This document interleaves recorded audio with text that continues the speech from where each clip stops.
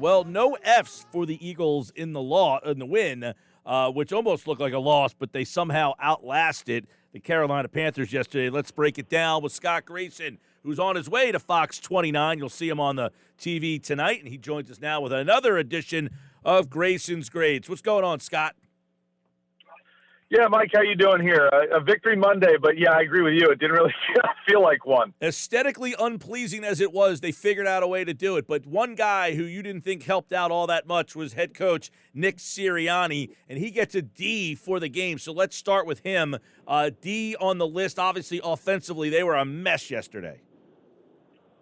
Yeah, and I'm at the point, Mike, I know we're only 5 games into this thing, but I'm at the point where I'm about to be out on Nick Sirianni, the offensive coordinator. I cannot figure out what his goal is when he takes the field with his offense, what his plan is, what he's trying to accomplish. Usually you try to do something to set up something else that eventually will set up something else in a game.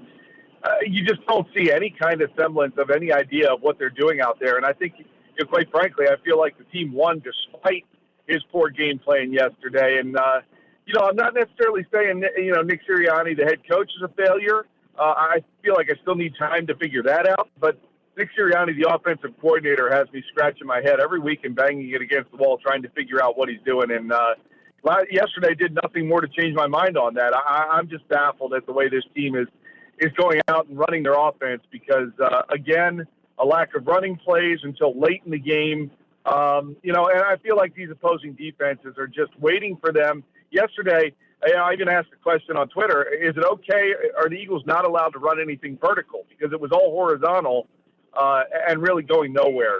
So, in my opinion, Nick Sirianni, the offensive coordinator, is failing right now. Nick Sirianni, the head coach, I'll still give him a little more time to figure out, but this is not going well so far. Yeah, I agree with you on the offense. He has not had a good game plan, really, in my opinion, since the Atlanta game. I mean, last week against Kansas City, it was better, but this week was just – I thought, it's hard to say it was worse than San Francisco and Dallas, but, man, he just kept trying the bubble screens and the wide receiver screens. There was just nothing doing there. And it really was like Hurts had to take matters into his own hands late in this game. Now, you gave Hurts a C, but some of that, here's the one problem I had with Hurts.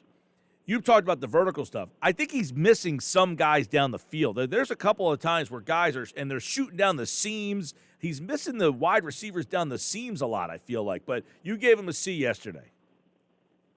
Yeah, you look at his stats, and I know, the eye test is the most important thing, but when you're only completing almost 50% of your passes, just over that's not good. And I agree with you. I think he is missing some things downfield. I think he is missing some possible opportunities. I thought, I know people are upset with Zach Ertz. I thought that one throw was a little too far out that he tried to get the first down on. That could have been a better throw from Hurts. But look, when he had to, at the end of the game, he did make the throw downfield to Quez Watkins.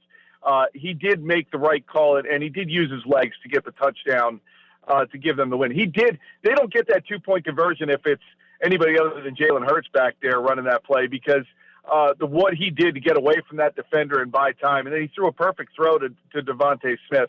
We're seeing signs. We're seeing signs from Jalen Hurts, and last week everything was great. It was all roses. It's not going to be that way every week in the NFL, and I thought that Jalen Hurts overall played a C game for me, but he did what he had to at the end of the game to get that fourth quarter win, and ultimately that's what matters the most. So definitely seeing some signs of growth from Hurts in that kind of a clutch situation to make those kind of plays. And the throw, like I said, the 2-point conversion to me, that was a big-time play. Both he and Devontae Smith, 2 young players making that play. Yeah, I know. Let's stick on the offensive side of the ball with a couple of more here. And one of the guys that I want to put into, you gave an A to Quez Watkins. Now, obviously, he doesn't get a lot of catches or targets for that matter, but as you mentioned, he kind of takes advantage of the opportunities that are there, and you wonder when they're going to start scheming more of him into the offense. Yeah, you just took the question right out of my mouth. That's what I'd love to ask Nick Sirianni, the offensive coordinator. Look, in my opinion right now, Quez Watkins is outplaying Jalen Rager. And so, therefore, I would rather more snaps Watkins yesterday. Get some more of those. He did get more snaps yesterday, yeah.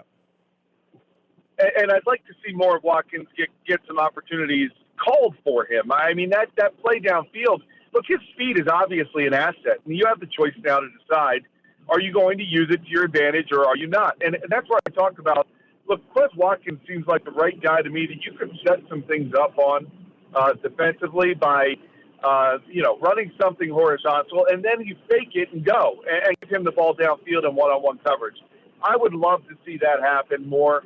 And, look, I think Quez Watkins has earned that opportunity.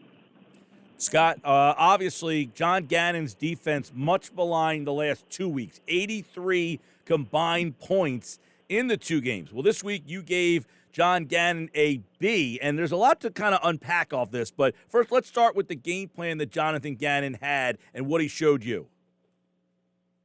Well, first of all, he showed me a game plan that I think we can all agree we've failed to really see much of in recent weeks. So I was happy to see the fact that he had a plan.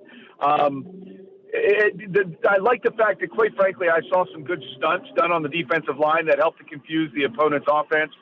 It helped to get some pressure on Darnold, which in turn then, as you play it out, helped him get rid of the ball in some uncomfortable situations, and then that led to turnovers. So you see how the dominoes fall here, and I was glad to see Gannon at least, he got criticized all week. Frankly, if he didn't come out and do anything with any kind of scheme, I was going to be really surprised. So I thought that was it was good to see. Now, one thing that I heard in the post-game, conversations with the players, Darius Slay alluded to a thing that he said where basically I read between the lines for him to basically say he had more freedom. And I felt like he and Nelson were playing with a little bit more freedom, therefore a little bit more comfort, and able to do more of the things that they can do. And therefore I wasn't surprised after the game he said that we saw the results we saw, which was, those 3 interceptions. So maybe he's going to rely on these veterans and give them a little bit more flexibility and freedom to play the game the way they have learned and know how, which I don't think is a bad thing. And quite frankly, you're getting more production on your defensive line this past week. So overall, I thought Gannon had his defense ready to play, and they don't win this game without that defense playing the way they did. Yeah, now a couple of things off that, because last night, I don't know if you saw the halftime of the Bills-Chiefs game, right? So Tony Dungy is talking about the defense of the Bills and how great of a job they've done against Kansas City to limit that offense. And what he said was they're playing the right defense. Tampa 2, safeties back. Well, John Gannon tried that the week before. It didn't work out so well. So does Gannon actually know what he's doing? He just doesn't have the right personnel. Well, that's been kind of my caveat on criticizing Gannon over the last few weeks, is just that I think he was going vanilla because he knew he didn't have the talent to do things. But now the pressure built up, and it was finally, hey, we got to do something with what I got and see what happens. And, I think that's part of it. Certainly the Bills' defense is more talented than this one all around. This defense is certainly lacking and has clear holes that I think teams are finding ways to exploit. The only way around it is just to get pressure on them and not give a quarterback time to look downfield and pick them apart. And frankly, I mean, that's, I know we're not going to head too much to Tampa yet, but that's the key. With Tom Brady, you got to hit him. You got to get that defensive pressure. The Eagles were doing this past week. I want to see more of from that front four. The stunts, the mixing up on where they were coming from. And you want to double team Javon Hargrave? Fine. Finally, Fletcher Cox can go get a sack. You want to double team Fletcher? Fine. Let Javon Hargrave go do what he has to do. I think that's something that Gannon needs to build off of, and I think hopefully he saw some foundation of where to find some progress with scheming up this defense. Well, it's interesting because in your B column, you had Josh Sweat, Fletcher Cox, and in the A column, you had Javon Hargrave. So it sounds like, to make that defense work, you need to have pressure from your front four. We heard that a lot with Jim Schwartz. He didn't like to blitz all that much. Well, Gannon doesn't like to blitz all that much either, but it helps when Hargrave, Sweat, and Fletcher Cox are getting A's and B's. It absolutely does, and I think that was the biggest key, was that pressure, like I said, that forced Darnold into some bad decisions. And with a quarterback of the caliber of Sam Darnold, you're certainly not talking about a Pat Mahomes or a Dak Prescott like the last 2 quarterbacks they had to deal with, or a Tom Brady for that matter, who's seen literally everything that anybody in the football world has thrown defensively. So, they took advantage of a lesser quarterback. And the challenge this week is obviously going to be you're playing one of the best again, obviously the best. What are you going to do? What are you going to do to make him uncomfortable? And those front four did a good job of that yesterday, making Darnold uncomfortable and forcing him to make bad decisions. And that's what this defense, frankly, needs to do. And I heard you talking a few segments ago about, frankly, how that's the level of quarterback they're going to face a lot this year. So if they can just do that, they'll get some wins piled up as long as the defense can get back there and take care of that level of quarterback. What are they going to do when they face these better quarterbacks like Mahomes last week, Brady coming up this week? Well, that's what I was going to bring up to you, Scott, is, hey, they did not do very well when they were challenged by elite offenses. Dallas, Kansas City, they obviously have offenses with a ton of weapons. But most of the teams that they'll see the rest of the way outside of Tampa Bay, the Chargers, and Dallas in Week 18, most teams' offenses are more Atlanta, San Francisco, Carolina. So the way that they've played against those three opponents, does that give you some sort of hope that this team can be competitive, and who knows where this season can go? Yeah, it does in the sense, too, that, like I said, I would love to dig a little deeper on what Darius Slay said yesterday. If Gannon's philosophy is now to let these veterans have a little bit more freedom and flexibility, and, did he go and have the conversation that I think all these NFL coaches should have with veterans? What do you like to do? What do you think you are good at? What should you do more of in a game? And if that's what he's letting some of them do, and it turned out the product we saw yesterday, you know what? Credit him for finally having the ability and the foresight to see that these guys need to play in their comfort zones. These talented veterans need to be comfortable. Let them do what they can do and do it well. Yes, I think they should be able to beat the kind of level of quarterback, you're right, they're going to face more often than not. Now I want to see what kind of scheme. Again, I put the pressure back on Gannon over these next few days.